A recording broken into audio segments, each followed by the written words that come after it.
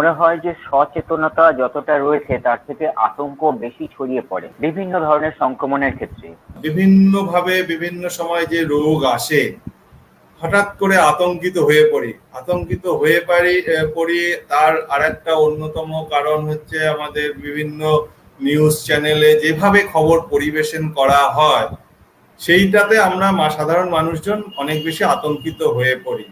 সেই সঙ্গে যদি বলা হয় সেই যেখানে যেখানে খবর পরিবেশন করা হচ্ছে তারা যদি সেইভাবে খবরটা পরিবেশন করেন যে এইভাবে আমরা যদি প্রোটেকশন নিই বা এইভাবে আমরা কাজ করি তাহলে এই রোগের হওয়ার সম্ভাবনা নেই, তাহলে কিন্তু সাধারণ মানুষের আতঙ্কিত হওয়ার কোনো কারণ নেই।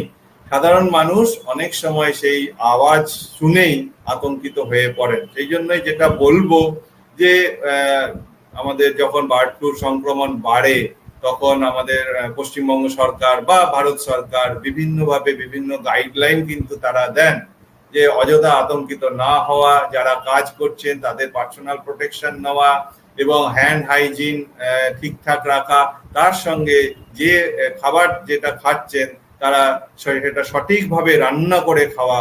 তাহলে কিন্তু সাধারণ মানুষের মধ্যে কোনো আতঙ্কিত হওয়ার কোনো সম্ভাবনা নেই এই রোগের দ্বারা।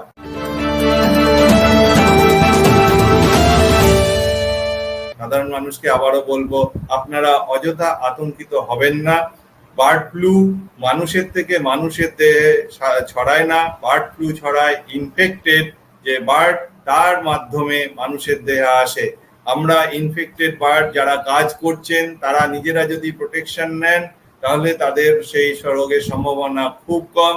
আমি আগেও বলেছিলাম 1997 থেকে আজ অবধি 1000 বা তার কিছু বেশি মানুষের দেহে বার্ড ফ্লু সংক্রমণ পাওয়া গেছে।